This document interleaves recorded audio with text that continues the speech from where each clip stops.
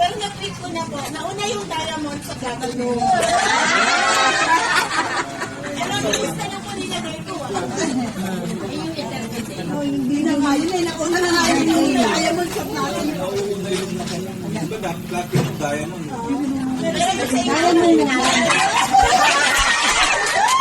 Nauna yung diamond. Oo, yung bebe ni May na binigay. Kasi dito to, diamond September 5.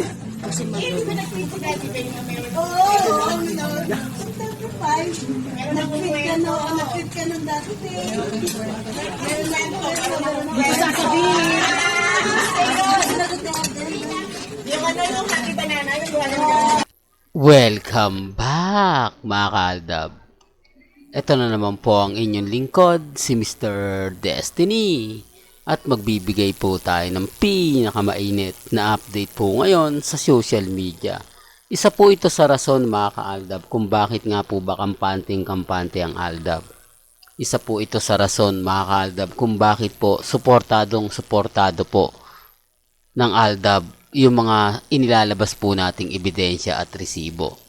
Sa mga ayaw pong maniwala, sa mga nagsasabi ng fake news tayo, ito na po yung mga ebidensya at resibo. Hindi man po nila sabihin o wala man pong makapagsasabi na hindi totoo yung mga sinasabi natin, pinapaliwanag. Dito kita nyo naman po, di po ba? Dito ramdam nyo naman po kung ano yung pinupunto ng mga mamis, mga titas, mga senyor. Remind ko lang po wala pong pilitan, di po ba? Lahat ng mga sinasabi ko galing po mismo kay Daddy Bay. Bakit mauuna ang platinum sa diamond? Po ba? Una-una yung platinum sa diamond. Real talk mga kaaldab. Kaya nga po yung mga mamis, mga titas, mga senyor, masayang-masaya sa mga ina-update natin. Kasi ito po yung resibo, ito po yung ebidensya. Sa mga ayaw pong maniwala, okay lang naman po mga kaaldab. Hindi naman po ako namimilit. At wala naman pong pilitan dito po sa channel ni Mr. Destiny. Kung ano lang po yung trending, kung ano lang po yung pinag-uusapan, dun lang po tayo. Di po ba? Kaya nga po si Mr. Destiny, lahat ng mga update na gusto nyo pong mapanood, mapakinggan, relax lang po kayo, maging kampante. Di po ba? Ang dami kasi mga komento, ang daming mga kumakalat na keso ganito, keso ganon. Relax lang po kayo. Alam nyo naman po si Mr. Destiny, hindi naman po tayo nagpapatinag. Kung update lang po yung pag-uusapan, kung throwback lang po, talagang marami tayo dyan. Gaya nga po ni Mengay sa Eat Bulaga. Di po ba? Tama naman po yung komento ng iba ni hindi nga po raw sinusundo si Mengay. Never nga po raw nagparamdam si Congressman Arjo kay Maine Paul Quezon. Pakitang tao lang na hatid sundo niya, di po ba? Tama naman po yung sinasabi ng iba na lahat po, ito real talk to mga kaaldab, lahat po ng mga nangyayari't nagaganap kila Mengay at kay Alden, never pong nakita o never pong ginawa ni Congressman Arjo para kay Mengay. Di po ba? Totoo yan mga kaaldab. Pero napakarami pong ginawa si Mengay para kay Alden na hindi po ginagawa. Hindi po ba? Kaya nga po sabi ko sa inyo, real talk, kampante lang po ako, matatag. Hindi po ako nagpapa-apekto. Hindi po tayo nagpapatinag. Never naman po tayong kumbaga kinukulang sa update. Tama naman po yung sinasabi ko Hindi, nagawa po bang subuan ni Congressman Arjo si Mengay? Nagawa nga po bang kumbaga magpakilig mismo sa loob ng Eat Bulaga? Di po ba? O dyan mismo sa TV5 studio, di po ba wala? Real talk mga kaaldab. Pero bago natin ituloy itong magandang update natin, kung bago ka lang sa channel na to at isa kang true-blooded Aldab Nation na nagmamahal po kila Mengay at Isoy, tama po ang channel na pinuntahan mo, kaya consider na po kitang bagong subscriber. At huwag mong kalimutang i-share ang mga video po natin sa mga mami, sa mga titas, at sa mga senyor.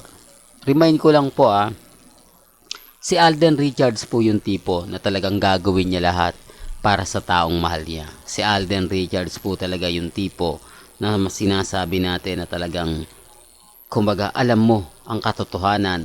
Kaya lang po siya nananahimik at hindi niya binabasag sikat.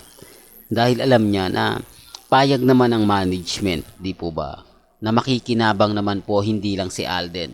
Maraming tao magkakaroon ng trabaho, magkakaroon ng mga collaboration, at syempre director, producer na rin siya. Di po ba? Baka siya na nga po ang mag-direct, di po ba? O mag-produce ng pelikulang pagtatambalan nila kung sakasakali mag-click ang issue na kinakalat po. Di po ba? Hindi naman po siya siguro yung tipong artista na pagkatapos pagsawaan after 11 years, siya yung sasalo. Di po ba? Kaya nga po sinabi natin, literal na ginagamit talaga eh.